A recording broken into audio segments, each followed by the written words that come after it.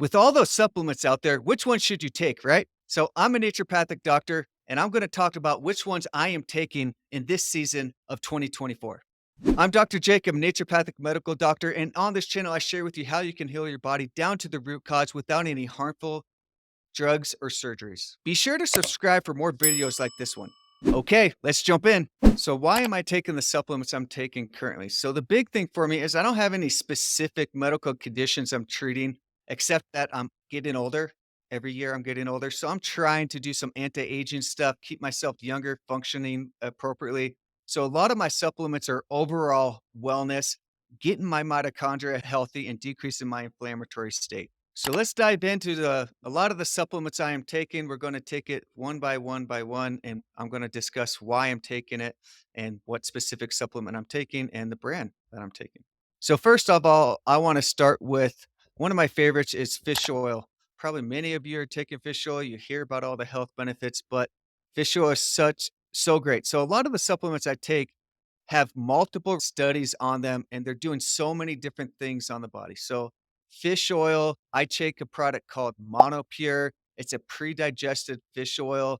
It has a good amount of EPA and DHA content. DHA is great for your brain. EPA is the great anti-inflammatory effect part of the fish oil. So you want a good ratio between those two, the EPA and DHAs. It's going to help with my gut health. So it does so many different things. And why does it work? The reason why is we get these inflammatory membranes around our cells. So we got the phospholipids on the outside of our cells, and it's based on what we eat. So if we eat an inflammatory diet, it's going to be inflammatory. But if we eat a anti-inflammatory, we're going to have anti-inflammatory fatty acids, which means all our cells are anti-inflammatory, and inflammation is a major cause of disease. So we want that anti-inflammatory fatty acids out there. And fish oil helps us replace those inflammatory fatty acids on the outside of our cells and replace those with good, healthy anti-inflammatory fatty acids. So that's one big reason why I like taking fish oil. Now, if you're someone that eats a lot of fish and gets good quality fish oil, you don't have to do that. I'm not someone that eats a lot of fish. I don't love a lot of fish. So I definitely need to take a fish oil to keep myself healthy. So how much fish oil do I take? So the specific product that I do of Monopure, I take 1 cap per day. But let's say you're not going to be taking that specific product and you just have another good quality product. I would recommend getting your EPA content at 1200 milligrams and your DHA content at 750 milligrams. That is a good healthy amount of fish oils. And you got to make sure that they actually are telling you what the EPA and DHA content is. If they don't, I think it's a bad product. Don't follow it. You don't know what's in there and you don't know how good quality it is. Another one I like to do is turmeric or curcumin. Curcumin is the therapeutic part of the turmeric. So you could take either or turmeric or curcumin. And this has so many studies for various conditions. So that's why I take turmeric. It has research on inflammatory disorders, has research on digestive disorders, has research on cancer, has a ton of research on decreasing inflammation in the brain, helping with mood support and sleep, helping your joints be healthy. So many benefits to turmeric. And that's why I take it. So much research on it, has a lot of longevity aspects to it. It even has research on it showing it increases telomere length.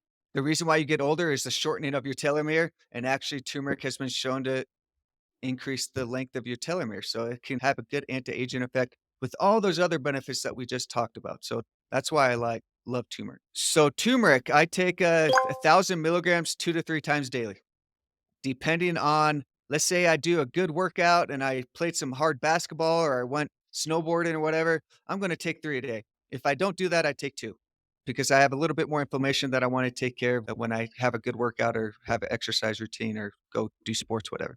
So I'm going to dive into one big thing I like. I want to boost my immunity, especially this time of year, but I like to do it all the time. And I want to increase my antioxidants. So a big one that I love is vitamin C.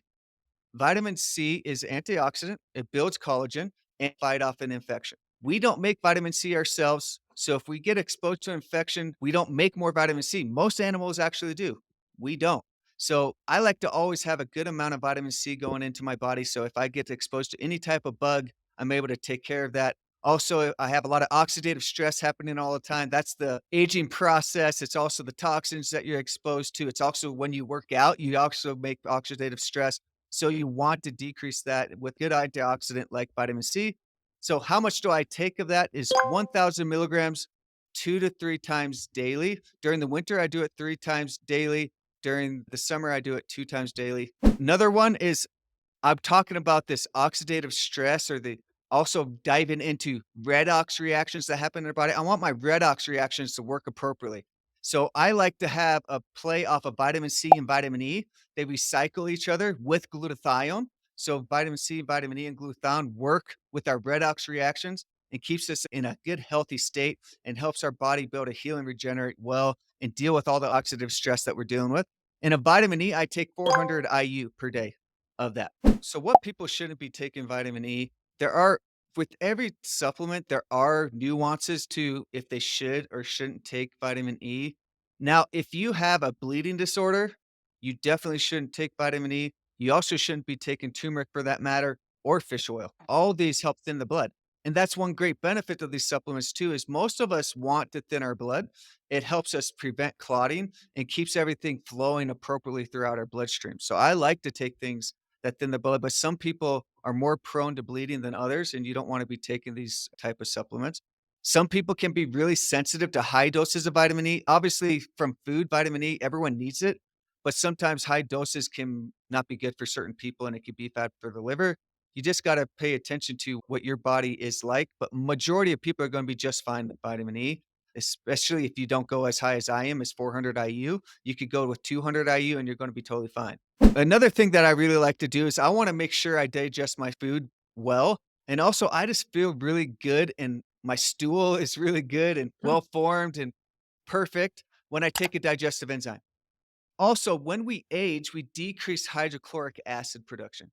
So that means as we age, we don't digest our proteins and we don't digest our nutrients as well because of the decrease in hydrochloric acid. So the supplement I take has hydrochloric acid and then it has proteases, amylases, lipases to help me digest all my nutrients appropriately. My body, for some reason, doesn't tend to digest fatty acids very well. And so lipase really helps me digest them even better, and I feel really great, especially getting a lipase in my digestive enzyme. And I take 2 caps 3 times daily, and the product I take is called Digest Zymes by Designs for Health.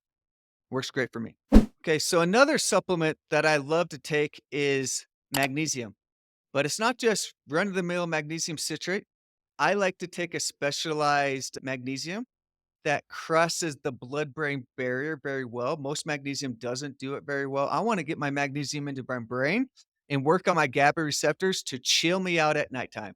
I'm working all day, I'm active, I'm with my busy kids, I'm just go, go, go, go, go. So I need something to just relax me before I go to bed, and I love, magnesium for this. It's a very gentle, healthy way to help us sleep and calm down, but also we have 300 mechanisms that rely on magnesium. Most of our diets are deficient in magnesium. Even if you eat well like me and eat a lot of your fruits and your vegetables, you tend to be low because our soils are getting depleted of magnesium. We are getting better. I think our farming practices are improving, but based on what we were doing in the past, we are depleting all our soils of the micronutrients in there, and magnesium's a major one there. I like to supplement with extra magnesium. Most of us are deficient, and I feel really good taking magnesium. So it's magnesium taurate is one I really like, and glycinate. It's a combination of the 2. The taurate is gonna help it get into your brain really well, though. Both of them are good for the sleep. The taurate is the main one that's gonna get it into the brain, though. Glycinate is great and good. I like the combination be the 2, they play off of each other, but really the most important one is the taurate to really get it in there. And taurine by itself is very calming to the brain. You combine it together, it helps it get into the brain, but then it's calming too. So does the magnesium that I like affect your stools as much? No, it's much more absorbable, so it doesn't. So you could take much higher doses and not get that effect. But if you are sensitive to magnesium, you just have to decrease your dose and it won't affect you. Now, some people can't take it and it does give them diarrhea with magnesium, but that's rare. Most people do just fine. And I tend to be sensitive in that way. I tend to be more on the loose stool end than the constipated realm, Mhm. and I do just fine with the magnesium. It's great. So one big one I like to do too is that there's a product I created called a Terra Brew. And one big reason I created it is I wanted a good, healthy energy alternative to caffeine. So in Terra Brew, my favorite things in there are actually the mushrooms. So I take cordyceps mushroom, lion's mane, reishi, and chaga. All four of those are in the product I created, Terra Bru. It also has some cacao in there and has ashwagandha and ginseng, which are all good on boosting your immunity, helping your gut, help your blood sugar support, helps your mitochondria consume oxygen appropriately so you're able to make energy really well. So there's a lot of things happening with these mushrooms that are good for your longevity and your health. I just wanted to end this with probiotics. Like everyone should be taking a probiotic, right? I say in general, a lot of people do benefit from taking a probiotic, but some people don't. And I'm one of them. I take a probiotic, it makes me bloated, it makes me gassy, and it gives me diarrhea every time. So I don't take probiotics. They don't make me feel good, but I do other probiotics. I get it from my food. So I get it from sauerkraut or kimchi or other sources out there. But taking like a supplemental probiotic, I don't tend to do well with. I've tried it several different times. I've really read the research. I'm like, this is supposed to be good for you. It just doesn't sit well with my gut for some reason. So I'm not a probiotic guy for myself, but majority of you out there probably will benefit from taking a good quality probiotic that actually has the dosage is correct. There's just so many bad probiotics out there that I just have to put this plug in there. 95% of probiotics really don't have what they have in there and they're dead. So you just got to make sure you get a good probiotic. When you look at it, it has the name on there and it has numbers after it. That is they specifically chose a specific blend, and they're not just randomly choosing probiotics. And also, you just gotta try to choose one that has been third party tested and actually does well with heat or not. Does it have to be refrigerated or not?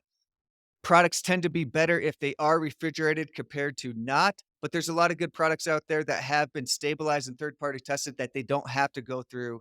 They don't have to be refrigerated. So, what probiotic brands do I really like? What do I prescribe to my patients? One of it is called Mega Spore Biotic. That's a great one. And then there's also ProBiomax. I really like that one too.